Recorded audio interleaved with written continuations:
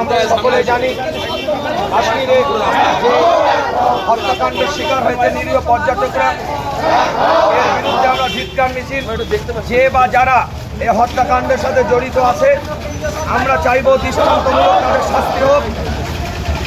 মানুষ হিসাবে আমরা মানুষের পাশে বিগত দিন আমরা ছিলাম, এখনও আছি, আগামীতেও থাকবো। তারা ভারতীয় নাগরিক, আমরা ভারতীয় নাগরিক। নাগরিক হিসাবে আমাদের দায়িত্ব প্রত্যেকটা নাগরিক যেন ভারতের বুকে সেফ থাকে। কাশ্মীর ভারতের বাইরে নয়, কাশ্মীর আমাদের। তাই কাশ্মীরের বুকে যে সমস্ত পর্যটকরা গিয়েছিল তারা আনন্দ ফুর্তি টুরিস্ট হিসাবে গিয়েছিল, এটা তাদের স্বাধীনতা।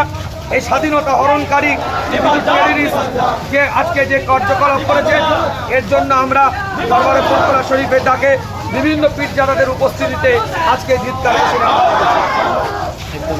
ধন্যবাদ।